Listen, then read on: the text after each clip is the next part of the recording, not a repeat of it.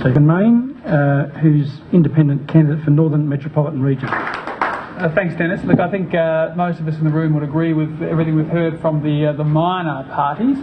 I'd like to acknowledge some other people in the room, Felicity Lay, Bernie Durkin, Charles Livingston, have done a lot of research and work in the area. It's pretty clear that the facts are straight, that we're the world's biggest gamblers, $2.6 billion a year, yet we have two major parties, and they're sitting here, the two of them, who aren't doing anything about it. Their policies are pathetic.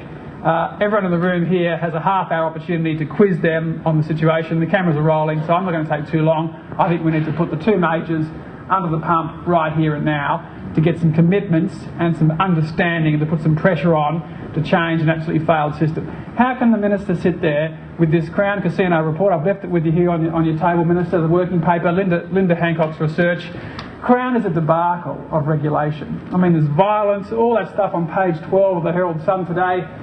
Here it's all laid out. The 30 pages of research is there. It's an absolute failure of regulation.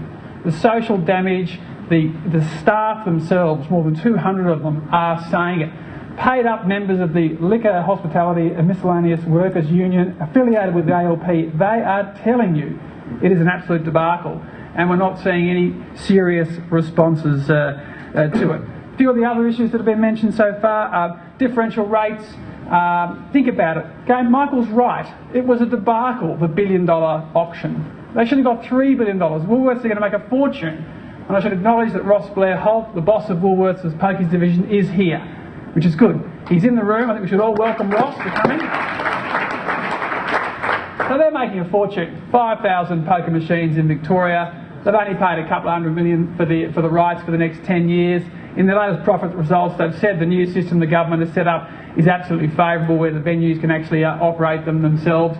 But good on Ross for coming. I went to the Woolworths AGM last week in Brisbane. I ran for the board, and I put it to them straight that they're making a fortune and they shouldn't fight the differential rate system. Woolworths challenged Moreland in the Supreme Court when they first introduced a differential rate driven by John Kavanagh and other councillors on Moreland, including the Greens and some of the ALP councillors.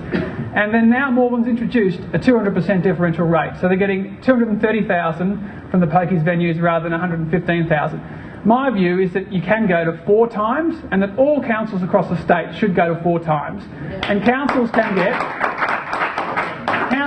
get 10 million a year in extra revenue, because at the moment in Manningham, Woolies is paying 100 grand in rates, and they're ripping out 50 million from our community because they got 5 of the 7 venues.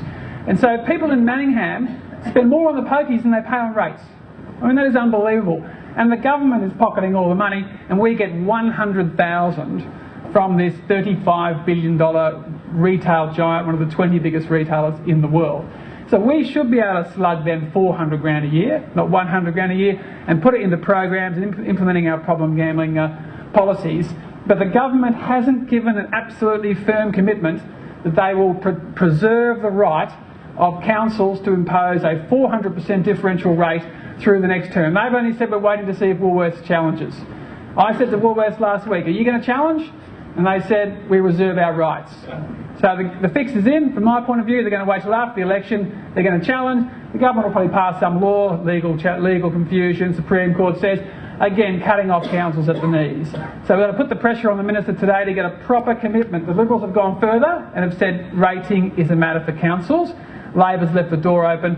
Woolies are here. You know Woolies, you've made an absolute fortune. You've got these 10-year licences for an absolute song. What's wrong with $10 million a year coming to councils to help pay for the problem gambling programs? I'm amazed with Michael O'Brien's comments about addiction and the need for pre-commitment or voluntary pre-commitment.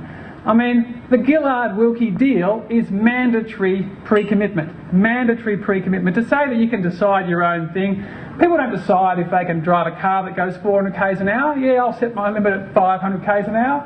The road limits are there at 60 and you've got to follow the rules. We have the most dangerous product in the community out there.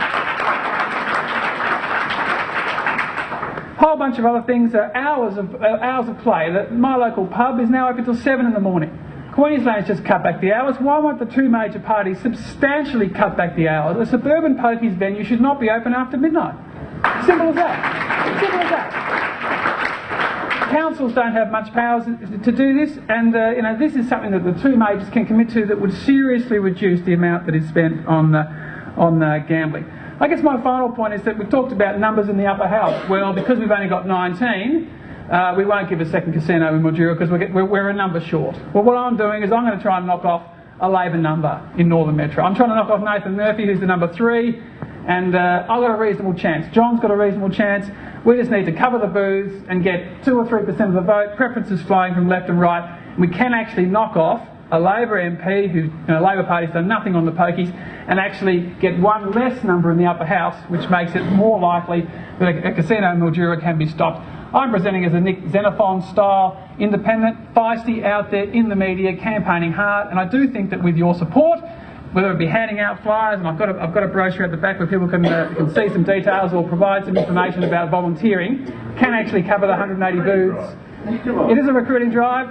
It is a recruiting drive. The Pokies people need to stick together. Stick together. Get someone in Parliament. Get someone in Parliament, and actually, they will take us seriously only when that happens. Thank you for your time.